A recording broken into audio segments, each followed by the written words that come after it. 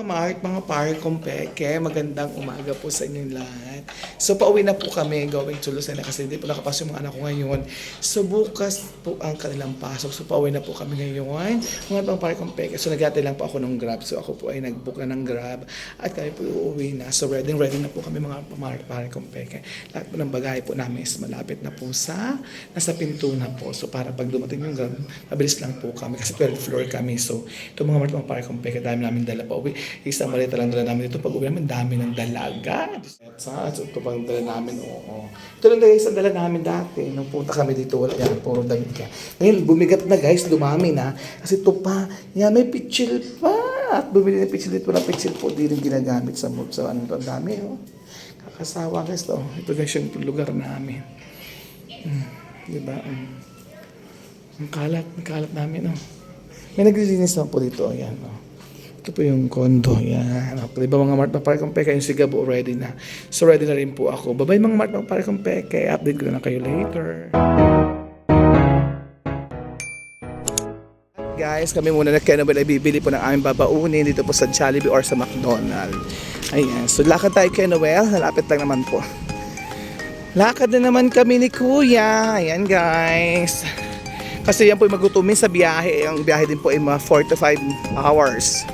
So, para po sila makakainin na sa bus. Nakakainin po yung mga babies ko na yan kasi bukas may papasok na sila. So, kailangan po namin umuwi. Ang lamig ng hangin. Lakas ang hangin pala, di ba? Malakas yung hangin. Makain mo na ako chicken. Saan? Bago tayo Ay, malis. hindi na babaunin nga nga natin yun. Tsaka kanin. Ay, gayon. Combo na spaghetti babi natin sa board. Yung combo spaghetti na lang bibili natin, no? Gusto talaga guys, kumain na agad siya. So, tatawid kami. Oh, careful. So, ngayon minsan lang po ito piling mayaman kami ngayon. Bukas po hindi na, hirap na naman po kami. Makokomatose na naman kami. So, ang kakain naman namin po ay puro gulay na naman.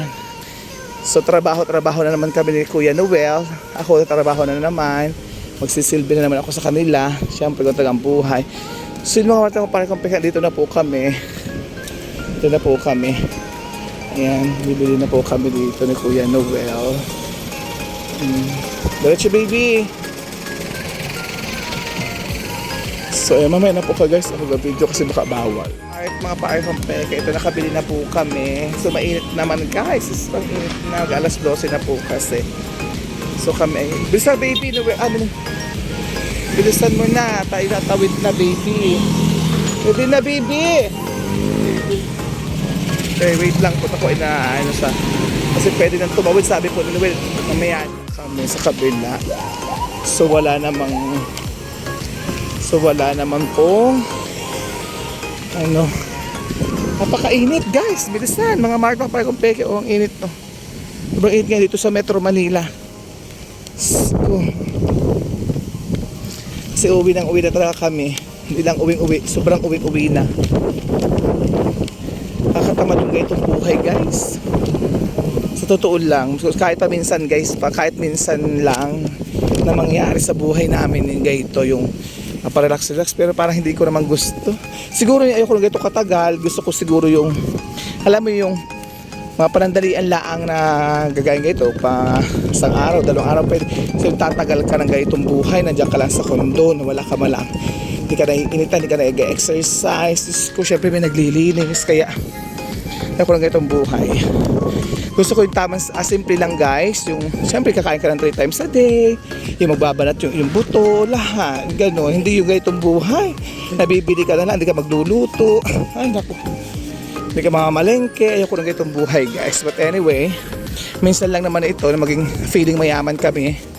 Kaya lulubos-lubos sila po namin ang aming pagiging feeling mayaman. Ayan. So yun mga pare kong peke, kami po ay malapit nang umuwi. So kami po mamaya-maya pa lang, siguro po mga hapon nandun na kami. Kami naman po ay dami na namang gawain sa bahay kasi papasok na po sila. So yun lang mga pare kong peke. At kami po muna ay magpe-prepare ng aming dadaling pagkain.